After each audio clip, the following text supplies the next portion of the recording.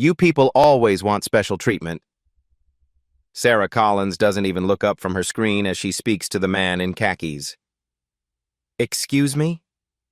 Pay the fee or move along. Some of us have real work to do. Ma'am, I simply asked if you could help me rearrange. Does this look like a charity? Either pay up or try the Greyhound station. The man's hands clench once. Relax. His voice stays calm. I understand. Other passengers freeze. A woman gasps quietly. Someone mutters, Jesus Christ, under their breath. Sarah finally glances up, sees him still standing there. Are we done here? Because I have paying customers waiting. We're done. The man steps aside, takes out his phone, make a quiet call. Sarah has no idea what just happened. She will. In 8 minutes, everything changes. Sometimes the smallest actions have the largest consequences. 25 minutes before the confrontation, Marcus Lawson's phone rings in his hotel room. Daddy, are you coming home today? 8-year-old Emma's voice makes him smile. Marcus adjusts his tie, then thinks better of it and loosens the knot completely. Tomorrow night, sweetheart. Right after your soccer practice. Will you bring us presents? Emma, what did Mommy say about asking for presents? That good behavior is the best present. Her voice drops to a guilty whisper. But maybe just a small one? Marcus chuckles, pulling off the tie entirely. Business casual today. Keep it simple. We'll see. Put Mommy on the phone. Linda's voice comes through clearly. How's the hotel? Not too fancy, I hope. Hampton Inn. Same as always. Marcus folds the tie into his suitcase. You know I don't like wasting money on rooms I only sleep in. That's why we're still married after 15 years. Most men with your bank account would be staying at the Ritz. Most men with my bank account forgot where they came from. He checks his reflection in the bathroom mirror. Navy polo, khakis, comfortable walking shoes. Perfect. Dad always said money doesn't make you better than anyone, just more responsible for doing better. He'd be proud of what you've built. Marcus pauses, thinking of his father's calloused hands, the way he treated every customer at the hardware store like family, rich or poor, black or white. Everyone got the same respect. Hope so. The Atlanta contract could put us over $500 million this year. And you're still flying commercials. First class is just extra legroom. The coach gets you there at the same time. I love you, Marcus Lawson. Love you more. The call ends. Marcus grabs his carry-on, checks the contents one more time. Laptop, presentation materials, 3 bottles of North Carolina bourbon for the Atlanta clients. That bourbon pushes the bag overweight, but it's worth it. Personal touches matter in business. The drive to Charlotte Douglas takes 30 minutes through early morning traffic. Marcus keeps NPR low, mind already shifting to the day ahead. Lawson Logistics started with 1 truck, and his father's belief that treating people right pays dividends. Now they run freight operations across 6 states. Success hasn't changed his approach. Still shakes hands with warehouse workers. Still remembers names of administrative assistants. Still flies the same airline he's used for 8 years because consistency matters. Terminal C buzzes with Monday morning energy. Marcus joins the flow of travelers, noting the efficient operations, the generally positive staff interactions. North American Airways runs a professional operation, usually. He approaches the counter with the same quiet confidence he brings to client meetings. No attitude, no demands, just straightforward business courtesy. The gate agent looks stressed. Busy morning shift, probably dealing with delays and difficult passengers since 6 a.m. Marcus recognizes the signs. He's managed customer service teams before. He waits patiently while she finishes with the previous customer. Professional courtesy. His father taught him that everyone deserves respect, regardless of their job title. Good morning, Marcus says when his turn comes. Simple. Pleasant. No different than he'd greet his own employees.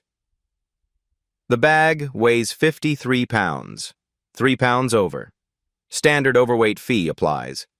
Marcus knows the rules. Also knows that sometimes, with a little courtesy and explanation, airline staff can help find solutions. I was hoping you might help me rearrange some items. Client gifts pushed it slightly over. He expects the usual professional response. Maybe helpful, maybe not, but professional. Instead, Sarah Collins looks at him with obvious annoyance. Her assumptions form immediately. Wrong assumptions. Sarah Collins barely glances at Marcus before typing aggressively on her keyboard. The overweight fee is $50, cash or card. I understand there's a fee, miss. I'm just asking if you could help me redistribute some items. It's mainly client gifts. Sir? Sarah's voice cuts sharp. I'm not your personal packing service. Pay the fee or step aside. The businessman behind Marcus shifts uncomfortably. A woman with her teenage daughter exchanges worried glances. The terminal's normal morning hum continues, but their small section grows quiet. Marcus keeps his voice steady. I fly this route monthly for business. Usually the staff is helpful with minor adjustments. Usually staff don't have to deal with passengers who can't follow basic baggage rules. Sarah's fingers drum impatiently on the counter. Some of us have quotas to meet. Of course, I apologize for the inconvenience. Perhaps we could just look. Sarah finally makes eye contact, her expression openly dismissive. I don't know what kind of discount website you used to book this ticket, but this isn't Southwest. We have standards here. The teenage girl behind Marcus whispers, "Oh my God," to her mother. A man in a business suit starts recording discreetly with his phone. Marcus blinks slowly, processes what he just heard. Excuse me? You heard me. Either pay $50 or find an airline more suited to your budget. Sarah's voice carries clearly to the growing line of passengers. Some people think they can charm their way out of fees. Ma'am, I simply asked for assistance rearranging items in my luggage. And I told you that's not my job. Sarah grabs his boarding pass, slams it down harder than necessary. Maybe next time I will travel lighter, or try Greyhound. The businessman behind Marcus mutters, "This is bullshit," under his breath. A woman pulls out her phone, starts typing rapidly. The teenage girl stares in shock. Marcus stands perfectly still. His jaw muscle twitches once. His hands remain relaxed at his sides, but his knuckles have gone slightly white. I see. His voice stays level, professional. And if I pay the fee? Then we process your bag and you go wait at your gate like everyone else. Sarah turns to her computer screen, dismissing him. Some people expect special treatment for no reason. Special treatment. Marcus repeats the phrase quietly. For asking about rearranging luggage. Exactly. Next, Sarah calls to the line behind Marcus, who hasn't moved. The businessman steps closer, clearly upset. Hey, wait a minute. Sir, please stay in line, Sarah snaps at him. Then back to Marcus. Are we done here? Because I have paying customers waiting. The phrase paying customers hangs in the air, implying Marcus isn't one, implying he doesn't belong. Marcus reaches into his wallet, pulls out a credit card. The Black American Express Centurion card catches the fluorescent light briefly before he sets it on the counter. Sarah grabs it without looking, runs it through the system. $50 charge, approved instantly. There. Was that so hard? She drops the card on the counter rather than handing it back. Your flight leaves from gate B47. Boarding starts at 8:10. Marcus picks up his card, slides it back into his wallet, takes his boarding pass. Thank you for your assistance. His tone remains polite, respectful, but something has shifted in his posture. The businessman behind him looks angry enough to speak up. The mother and daughter watch with obvious sympathy. Several passengers now have their phones out. Sarah has already moved on to the next customer, completely unaware that the quiet man in khakis just paid her fee with a credit card that requires a 7-figure net worth to obtain. Completely unaware that her assumptions about his discount website and budget just insulted one of North American Airways' most valuable customers. completely unaware that Marcus Lawson is walking away with her name tag information memorized and a very clear recording of the entire interaction playing in his head. Completely unaware that in 4 minutes, Captain James Wilson will walk past this counter. Marcus steps away from the counter, but the businessman behind him doesn't move forward. "Excuse me, miss, but that was completely inappropriate." Sarah's head snaps up. "I'm sorry, what?" "The way you just treated that gentleman. Completely unprofessional." The businessman, mid-50s, expensive suit, obvious frequent traveler, stands his ground. He asked a simple question about rearranging luggage. Sarah's face flushes. "Sir, I need you to mind your own business and step forward for processing." "My business is watching you discriminate against customers." He holds up his phone. "And I got most of it recorded."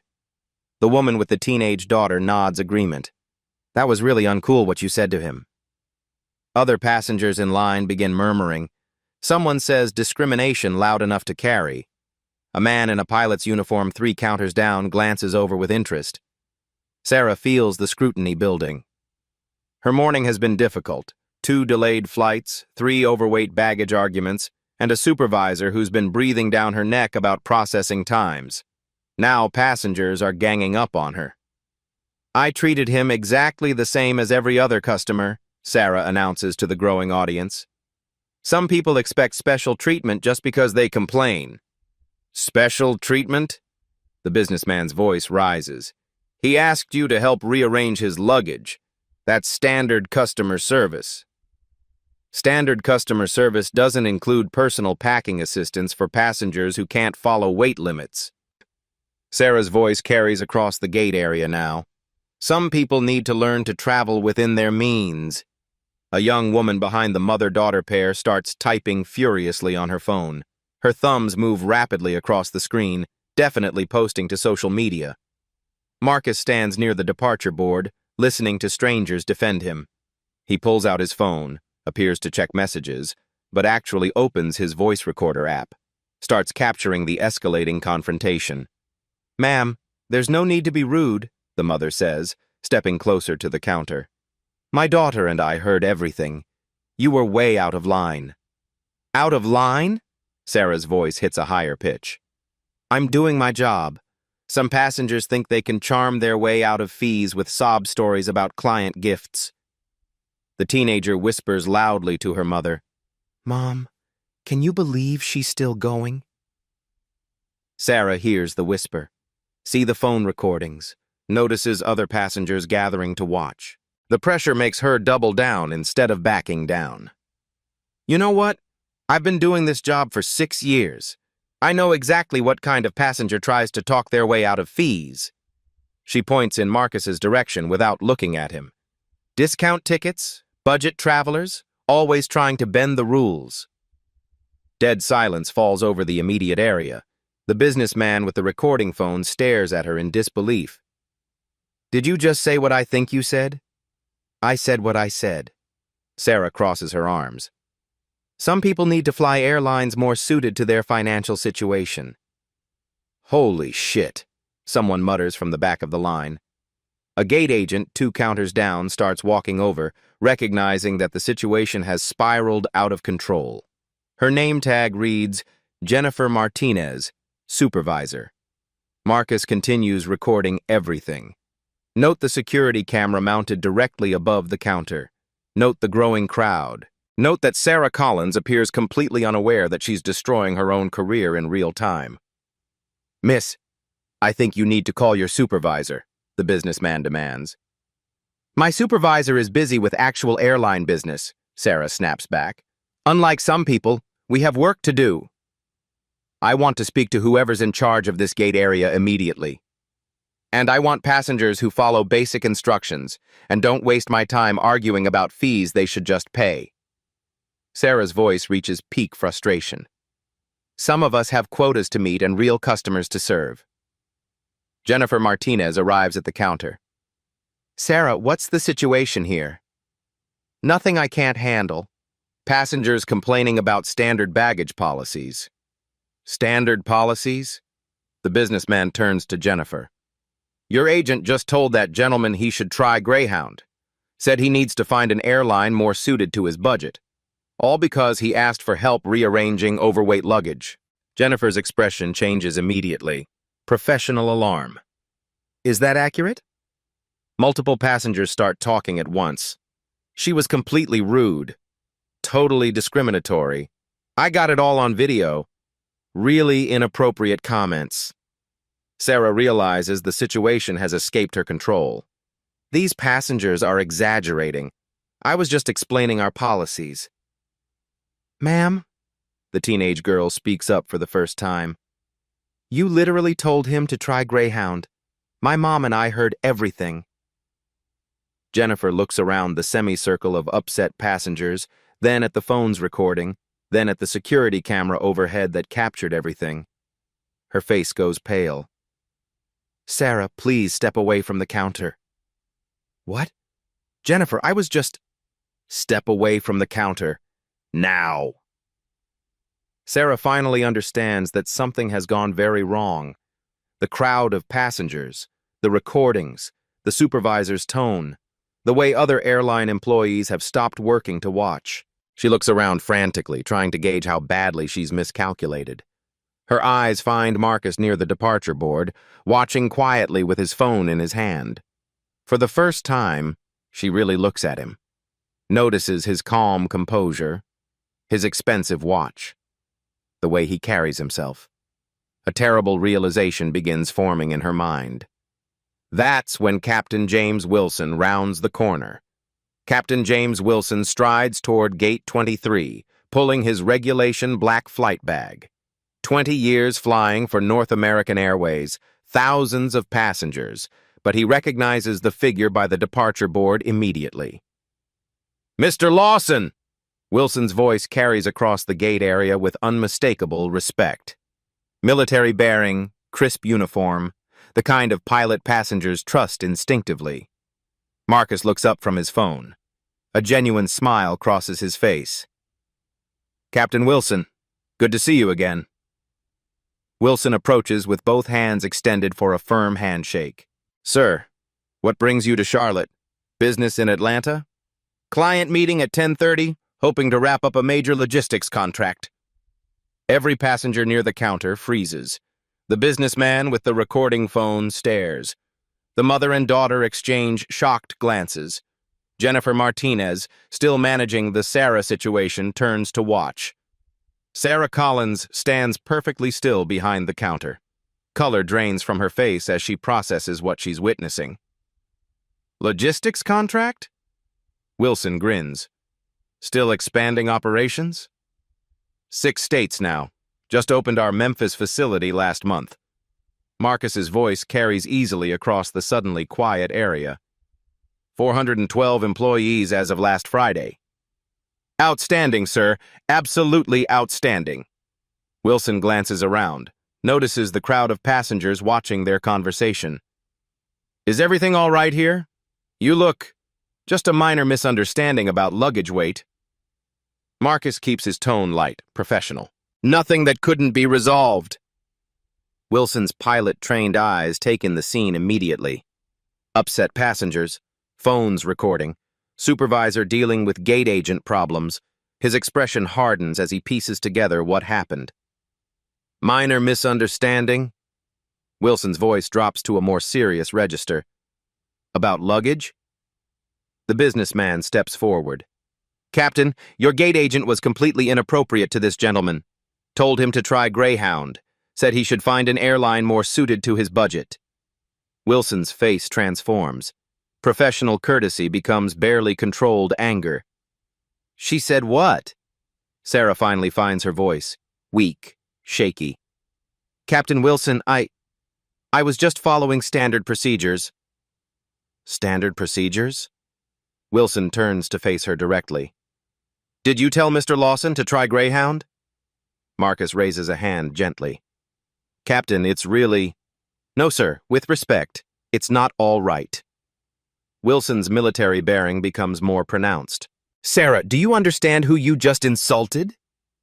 Sarah's mouth opens, but no words come out. She looks at Marcus, then back at Wilson, then at the growing crowd of witnesses. Mr. Lawson is CEO of Lawson Logistics Corporation, Wilson announces clearly. One of our most valued corporate customers, platinum frequent flyer for 8 years. And from what I'm hearing, you told him to ride the bus? The teenage girl whispers, "Oh my God," to her mother. Someone in the crowd says, "Holy shit," under their breath. The businessman with the phone grins with satisfaction.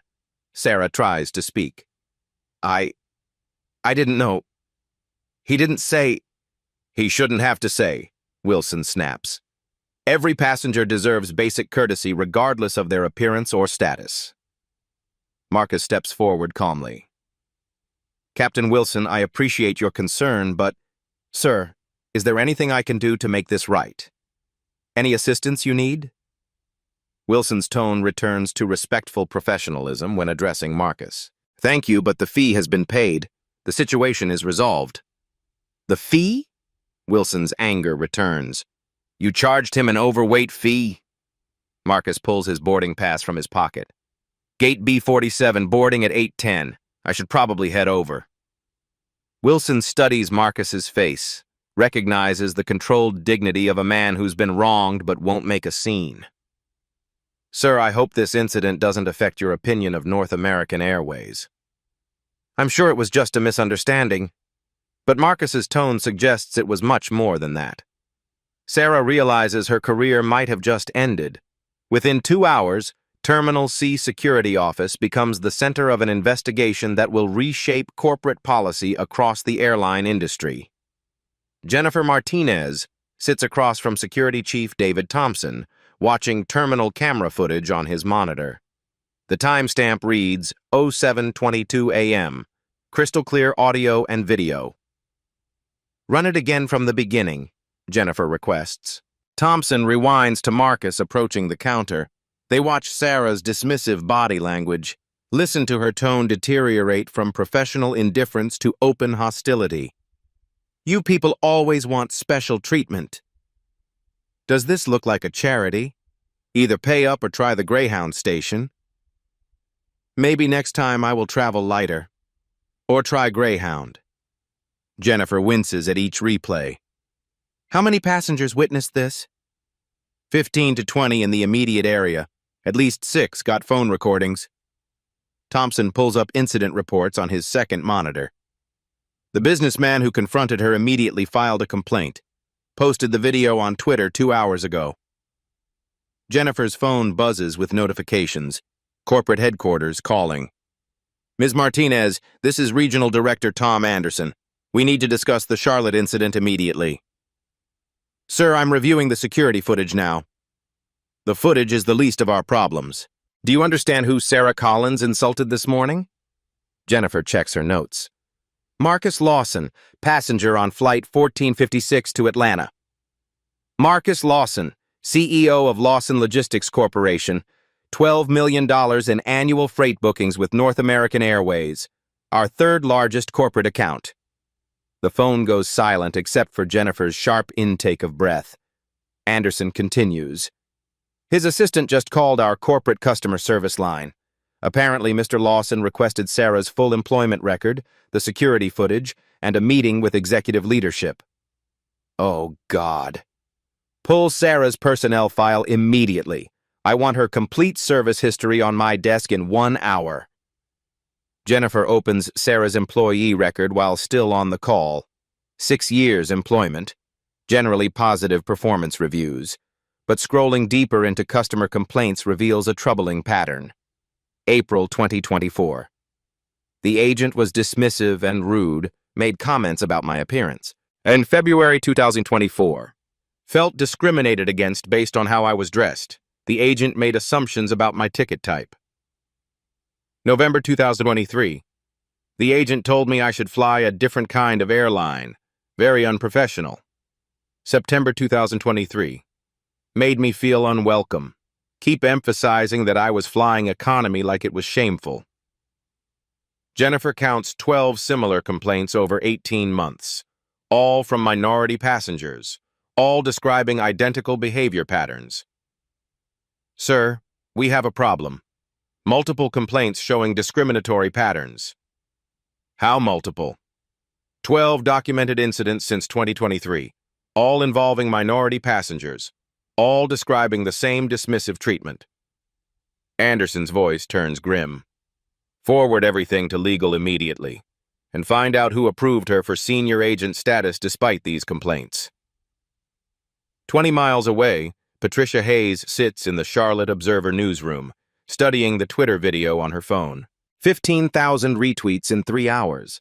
Comments pouring in from travelers sharing their own discrimination stories. Her editor walks over. Are you seeing this airline thing? Already making calls. The passenger they insulted is Marcus Lawson. Should I know that name?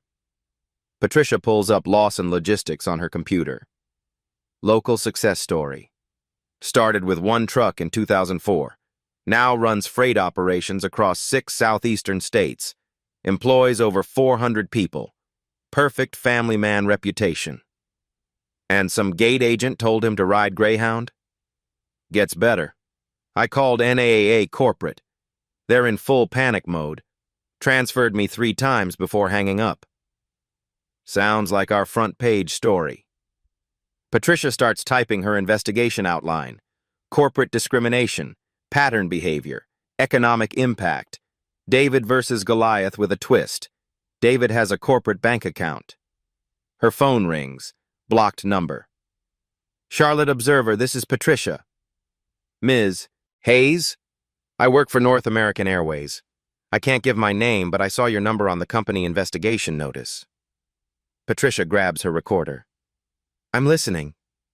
What happened this morning isn't isolated. We've been trying to get proper bias training for years. Management keeps cutting the budget. Can you prove that? I have emails, budget proposals, training requests that got denied. Sarah Collins should have been suspended after the 3rd complaint, but HR kept protecting her metrics. Metrics? She processes passengers fast. Management cares more about speed than courtesy. We're basically incentivized to move people through quickly rather than help them. Would you be willing to meet in person? I can't, but check the anonymous employee survey from last year. 73% of frontline staff reported witnessing discriminatory behavior they felt unable to address. The line goes dead. Patricia immediately calls NAAA Corporate Communications. This is Patricia Hayes, Charlotte Observer. I'm investigating the Marcus Lawson incident. Would you like to comment on your employee bias training programs? Hold, please. 5 minutes of hold music. Then, Ms. Hayes, we'll need to call you back. When? We'll call you back. They don't call back. Meanwhile, at Lawson Logistics headquarters, Marcus sits in his corner office overlooking downtown Charlotte. His assistant, Rebecca, brings coffee and a stack of documents. The NAA executives want to schedule a meeting as soon as possible. They've called 4 times. Marcus doesn't look up from his laptop. What about the contract renewal paperwork? Still on your desk, due next Friday. And competitor quotes? Delta and United both submitted proposals last month, both offering significant discounts to win our business. Marcus finally looks up. Interesting timing. His phone buzzes with a text from Linda. Saw the news video. You okay? Kids want to know if Daddy is famous now. Marcus smiles for the first time all day. Types back. Just proving Grandpa's lessons still work. Home tomorrow night as planned. But he also opens a new document on his computer. Starts typing notes about systemic discrimination, employee training failures, and corporate accountability. This isn't about one gate agent anymore. It's about an industry that's forgotten basic human dignity in pursuit of operational efficiency. Rebecca knocks and enters. Mr. Lawson? Patricia Hayes from the Charlotte Observer is online too. Says she's investigating discrimination in airline customer service. Marcus considers for a moment. Transfer her through. 2 minutes later. Mr. Lawson, thank you for taking my call. I'm hoping you'll share your experience from this morning. Ms. Hayes, I believe in facts over emotions. The security footage speaks for itself. Would you be willing to go on record about systemic issues in airline customer service? Marcus looks at the photo on his desk. Linda and the kids at Emma's last soccer game. All smiles and Sunday afternoon happiness. Let me ask you something, Ms. Hayes. How many other Marcus Lawsons don't have corporate accounts and media attention to protect them? That's exactly what I'm trying to find out. Then yes, let's schedule an interview. By 6 p.m., the story has grown beyond one incident. Social media erupts with hashtag #RespectAllPassengers. Travelers share discrimination stories. Employees leak internal emails. Stock analysts question NAA's customer service policies. Sarah Collins sits in her apartment, watching her career implode on cable news. Marcus Lawson prepares for a fight that will change everything. North American Airways corporate headquarters in Atlanta becomes a war room by noon. Stock price down 4%. Social media mentions up 3,000%. Crisis management protocols activate across multiple departments. Board Chair Ellen Morrison personally dials Marcus Lawson's direct line.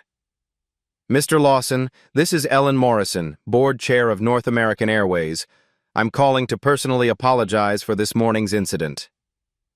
Marcus sits calmly in his office, speakerphone activated, Rebecca taking notes. Ms. Morrison, I appreciate you calling. We've launched a full investigation. The employee involved has been placed on administrative leave pending review. We take discrimination extremely seriously. Do you? Because my research shows 12 similar complaints against Ms. Collins over 18 months. Silence on the other end. Then, Mr. Lawson, we'd like to offer compensation for your experience. Full refund of today's flight, plus first-class upgrades for life, plus a $50,000 voucher credit. That's generous. We value your business tremendously. Lawson Logistics is one of our most important partners. Marcus leans back in his chair. Ms. Morrison, may I ask something? If I wasn't a $12 million customer, would you have called personally? Another pause. Mr. Lawson, I'm not sure I understand. Simple question. If Marcus Lawson was just a regular passenger without corporate contracts, would the board chair of North American Airways call to apologize? We treat all our customers. The footage suggests otherwise. Ellen Morrison's tone shifts slightly. Less conciliatory, more business-focused. Mr. Lawson, we're prepared to be very generous in resolving this matter. We hope this incident doesn't affect our long-standing business relationship. Marcus catches the implied threat. Business relationship. Contract renewal. Economic pressure. Are you suggesting my response to discrimination should depend on protecting a business contract? Of course not. I'm simply saying we hope to find a mutually beneficial resolution. I see. Marcus makes a note. And if I prefer a less private resolution? Mr. Lawson, I think private resolution serves everyone's interests. Media attention can be unpredictable. Sometimes it affects business relationships in unexpected ways. There it is, the subtle threat. Keep quiet or risk economic retaliation. Marcus smiles coldly. Ms. Morrison, I'll consider your offer and get back to you. When might that be? We're hoping to resolve this quickly. I'll be in touch. The call ends. Rebecca looks up from her notes. That sounded like a threat. It was definitely a threat. Marcus opens his laptop. They just made this much more interesting. 3 floors down, the NAA legal department manages multiple crisis calls simultaneously. Chief Legal Counsel Robert Taylor addresses the executive team via video conference. Gentlemen, we have significant exposure here. The discrimination angle combined with documented complaint patterns creates substantial lawsuit risk. Regional Director Tom Anderson interrupts. How substantial? 7 figures minimum if this goes to court, but that's not our biggest problem. What's bigger than a 7-figure lawsuit? Federal investigation. The Department of Transportation received 300 discrimination complaints in the past 6 hours, all citing the Lawson incident as a catalyst for coming forward. Jesus Christ. It gets worse. Lawson's contract renewal is next Friday. If he switches to a competitor and takes his $12 million annual revenue with him, we lose more than any lawsuit settlement. Exactly. And if other corporate accounts follow his lead? Ellen Morrison rejoins the call. I just spoke with Lawson directly. Offered first class for life plus $50,000 in vouchers. Did he accept? He asked whether I'd call personally if he wasn't a major customer, then suggested he might prefer a less private resolution. That's not good. He's planning something bigger than a settlement. And frankly, after listening to that security footage, I understand why. Tom Anderson checks his watch. His flight landed in Atlanta an hour ago. He's probably in his client meeting right now. What if the contract renewal gives us leverage? What kind of leverage? His logistics business depends on our freight partnerships. If we hint that public criticism might affect those relationships, Robert Taylor's voice turns sharp. Absolutely not. Economic retaliation for discrimination complaints is explicitly illegal. You want to add federal employment law violations to our problems? Then what do you suggest? We get ahead of this story, issue a public apology, announce policy changes, show we're taking action before he forces us to. Ellen Morrison disagrees. That makes us look guilty. Admits systemic problems. Ellen, we are guilty of systemic problems. The complaint pattern proves it. Meanwhile, Patricia Hayes types furiously in the Charlotte Observer newsroom. Phone calls to corporate communications bounced between 5 departments before reaching voicemail. Her editor reads over her shoulder.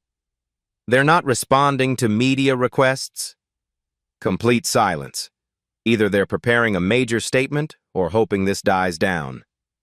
With this much social media attention, not happening. Patricia's phone buzzes with a text from her NAAA source. Emergency executive meeting happening now. Heard your name mentioned. They're scared. She immediately tweets, breaking at North American Air executives in crisis meetings following discrimination incident. Corporate communications refusing media requests. More at 6 p.m. Retweets begin immediately. Back in his Atlanta client meeting, Marcus shakes hands with the logistics directors who will finalize the $500 million expansion contract. Mr. Lawson, we saw the news coverage. Terrible situation. Marcus nods. Character gets tested when people think you can't fight back. What's your next move? Marcus looks out the conference room window at Atlanta's skyline. Thinks about his father's hardware store. Think about every customer who doesn't have corporate contracts protecting them. Sometimes you have to choose between what's profitable and what's right.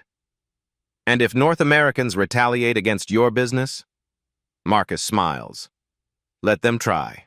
I have options they don't know about. By evening, NAAA stock dropped another 2%. Social media campaigns organize boycotts. Corporate customers privately question their partnerships. Sarah Collins watches cable news coverage from her apartment, realizing she's become the face of systemic discrimination. Ellen Morrison stares at quarterly projections, calculating how much one gate agent's prejudice might cost shareholders. Marcus Lawson drives home to Charlotte, knowing tomorrow will bring the real battle. Marcus sits in his home office Tuesday evening, reading emails that break his heart. The stories arrive hourly. Travelers who saw news coverage find courage to share their NAAA experiences. Each message reveals familiar patterns of humiliation. Dr. James Washington, orthopedic surgeon. They questioned my first-class ticket 3 times, made me show an additional ID while other passengers watched. Maria Rodriguez, federal prosecutor. Gate agent said I'd be more comfortable in economy, that first class expects certain standards. Colonel Patricia Johnson, Army veteran. Returning from deployment in full uniform, they still treated me like I didn't belong. Marcus reads every word. 43 detailed accounts so far. Linda brings coffee, sits across his desk. How many today? 43, 3 federal judges, 2 CEOs, military officers, doctors, teachers. Marcus rubs his temples. People who've dedicated lives to serving others. Same treatment every time? Assumptions based on appearance, condescending attitudes, public humiliation. Marcus clicks another email. High school principal from Charleston made her change seats 3 times because passengers complained. Linda reads over his shoulder. Horrible. Worst part? Most never reported it. They absorbed humiliation and continued with their lives.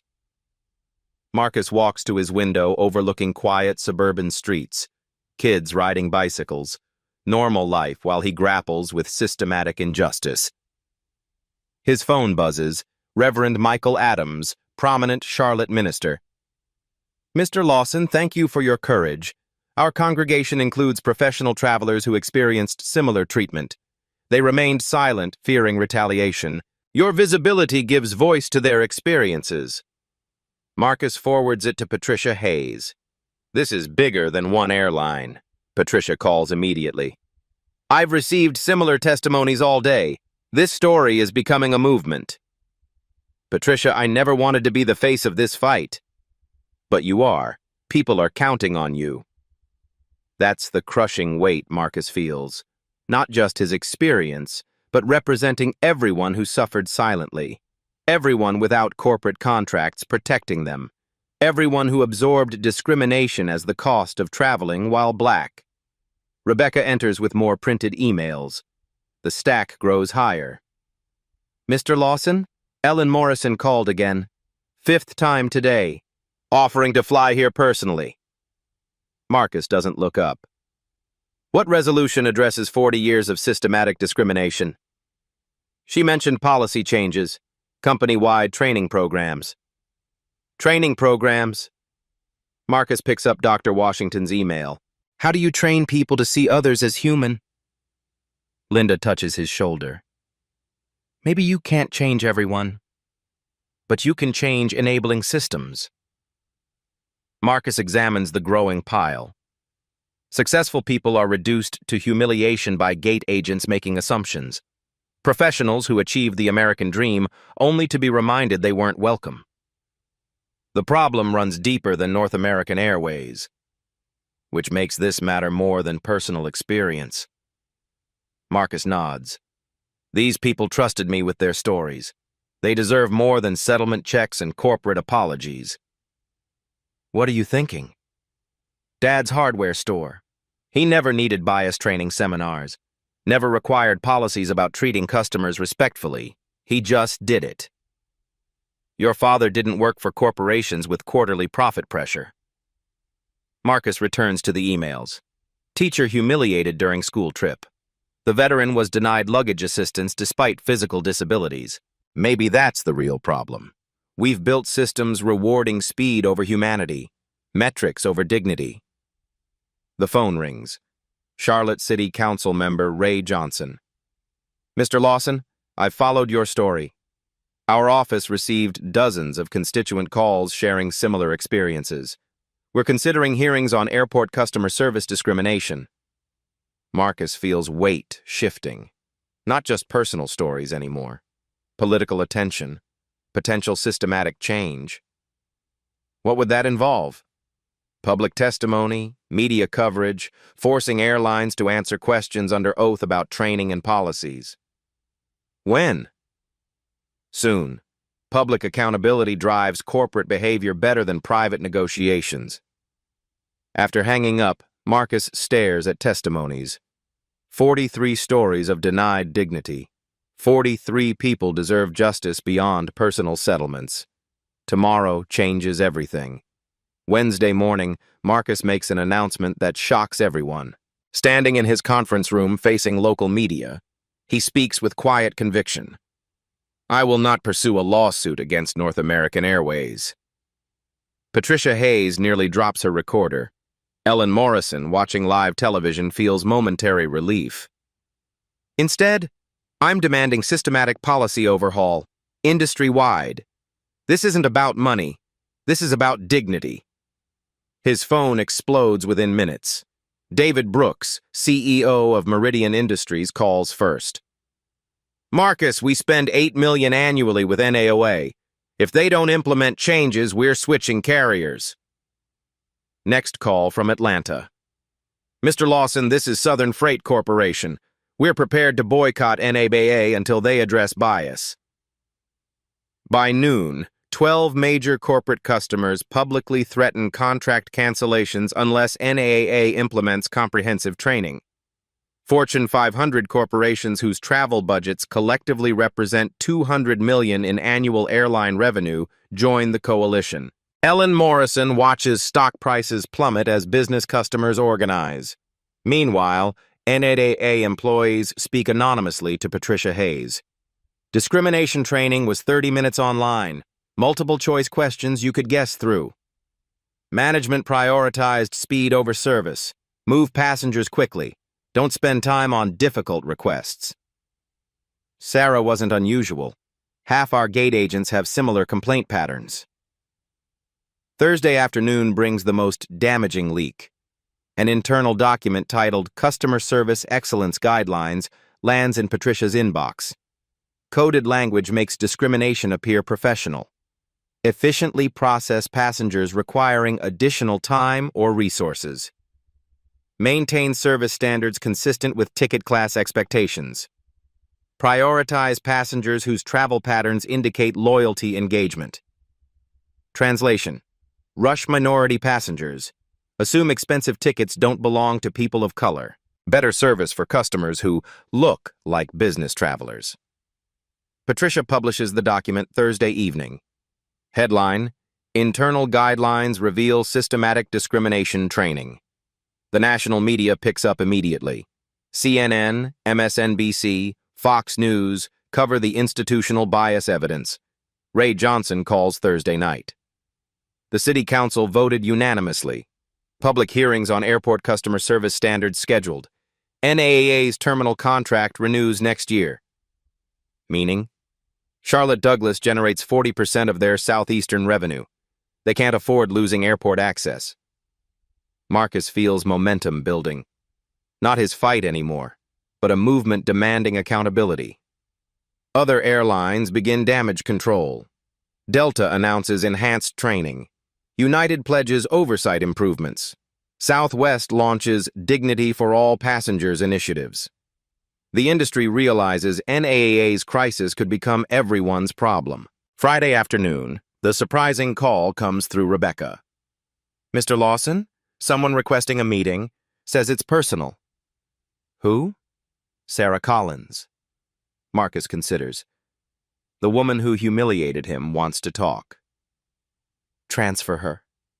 Sarah's voice shakes. Mr. Lawson, I know you have no reason to speak with me. I'm listening. I've watched the news, read passenger stories.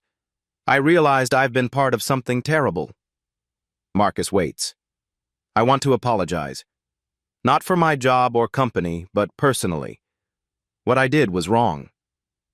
Sarah, please. I've thought about why I acted that way. I think I need help understanding my biases. Marcus looks at Charlotte's skyline. Sometimes change comes from unexpected places. What are you asking? I want to testify at the city council. Tell the truth about what happened and why. Maybe my story prevents this from happening to others. Marcus considers. The woman who started this crisis wants to help end it. That would take courage. Time I found some. Monday morning brings the leak that destroys North American Airways' narrative. Patricia Hayes receives encrypted email at 6:47 a.m. Subject: You need to hear this. 43 minutes of audio from NAA's executive board meeting. Friday's emergency session about Marcus Lawson. Patricia listens with growing disbelief. Ellen Morrison's voice. Gentlemen, we're dealing with a public relations nightmare because one employee couldn't handle a difficult passenger quietly. Tom Anderson responds, These people always escalate minor interactions into discrimination claims. Board member Richard Walsh. We can't let every customer who plays the race card dictate corporate policy.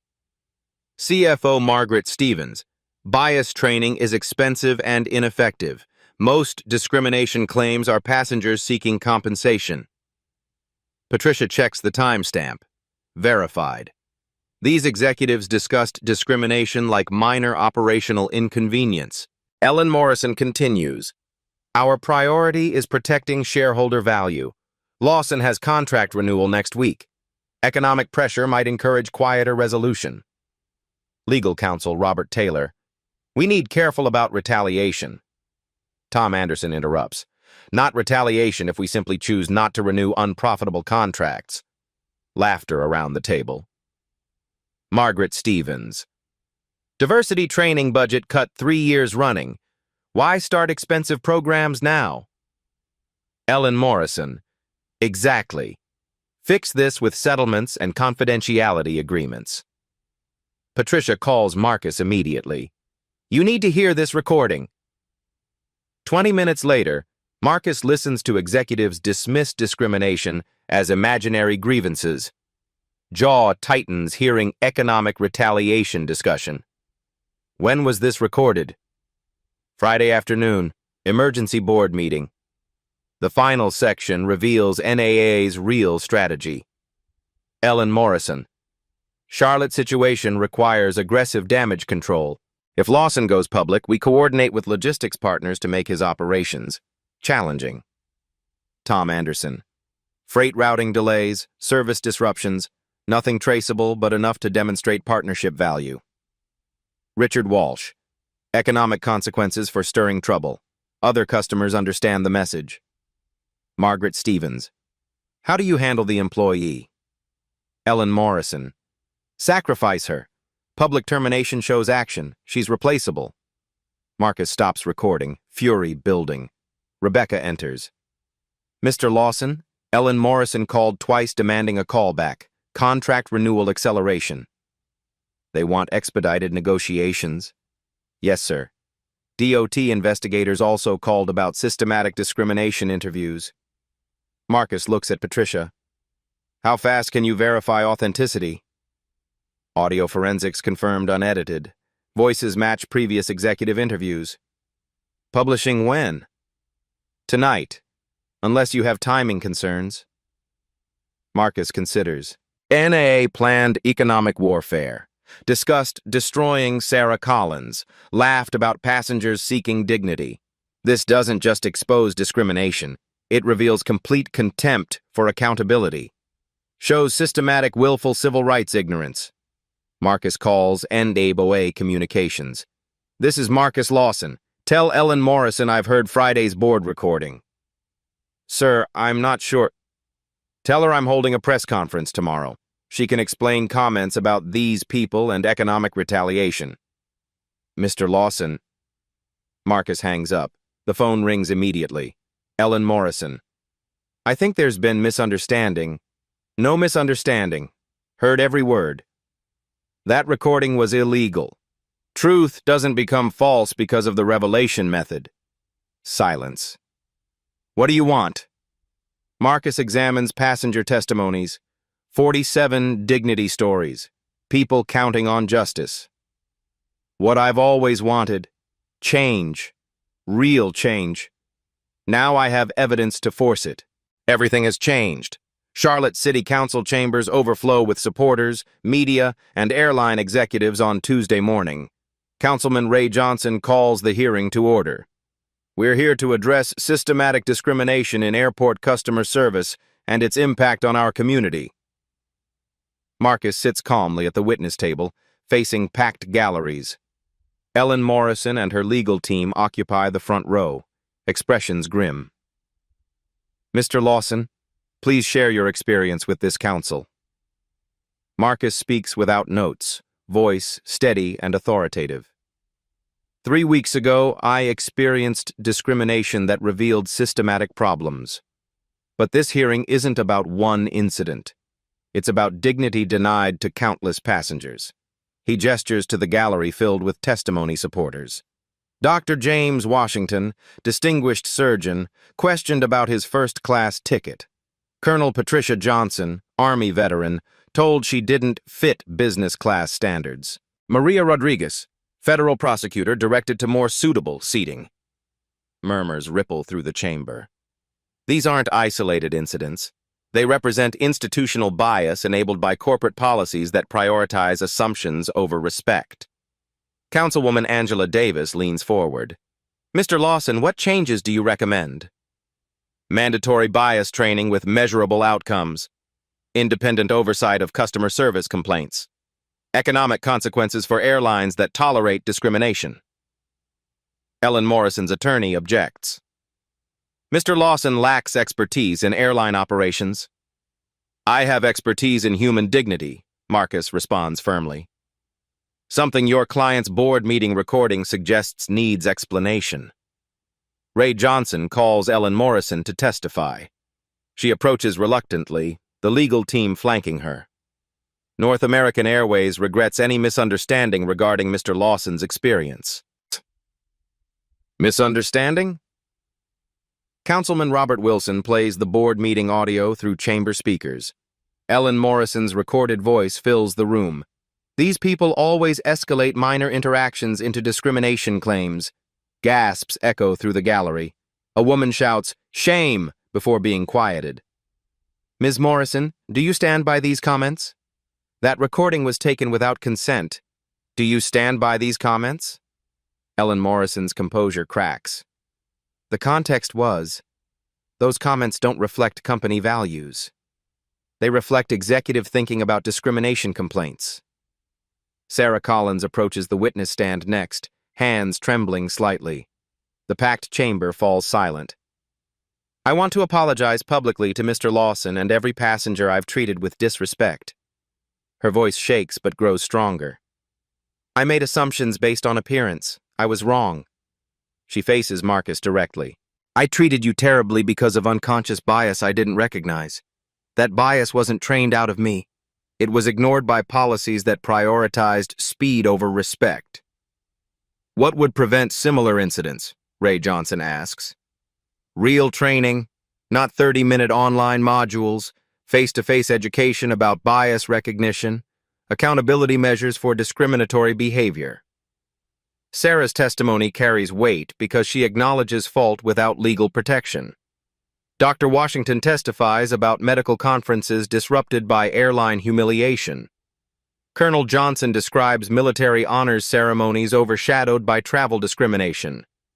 The testimonies build momentum, pattern evidence, systematic problems requiring systematic solutions.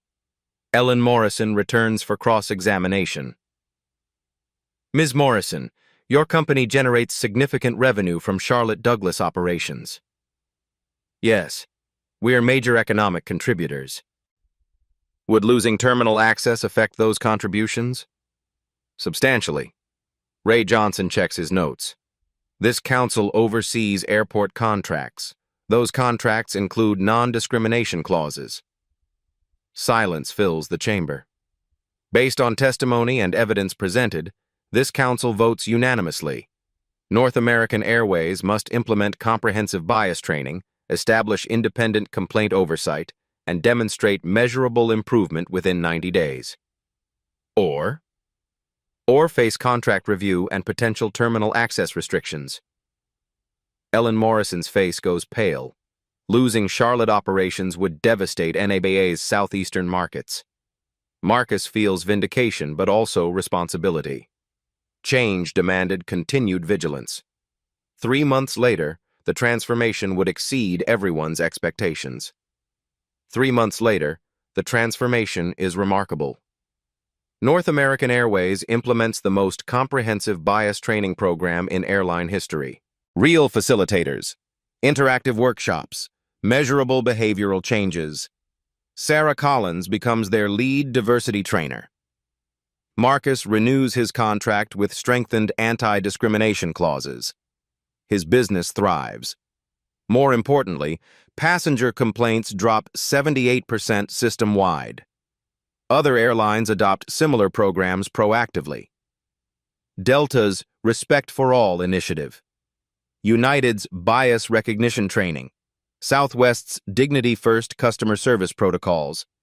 The Department of Transportation issues new federal guidelines for airline customer service standards. The Lawson Protocol became an industry shorthand for treating every passenger with equal respect. Sarah and Marcus meet privately at Charlotte's airport 6 months after the incident. She's training gate agents in unconscious bias recognition. He's catching a flight to expand Lawson Logistics into 2 more states. Mr. Lawson, I want you to know this experience changed my life. It changed mine too, Sarah. Sometimes growth comes from uncomfortable places. I still think about that morning. I wonder how many passengers I hurt before I learned better. Marcus pauses near the same counter where everything started. The past teaches. The future depends on what we do with those lessons. Today, gate agents receive 40 hours of bias training annually. Independent oversight monitors complaints. Economic consequences follow discrimination patterns. Marcus's father would be proud. Treating people right really is good business. Sometimes the most expensive mistake costs nothing to prevent. Sometimes dignity delayed becomes justice demanded. Sometimes ordinary people create extraordinary change. What discrimination have you witnessed that could be prevented with courage? Share your story in the comments, because silence enables systems that dignity dismantles. Hit subscribe for more stories proving that respect costs nothing but pays dividends forever. Remember, everyone deserves basic human dignity, regardless of their appearance, background, or bank account. The story you heard today wasn't cleaned up. It was told exactly as it happened. At Black Voices Uncut, we believe that's the only way truth can live. If you felt something, hit like, comment, and your reaction, and subscribe. Every week, we bring you voices that refuse to be silenced.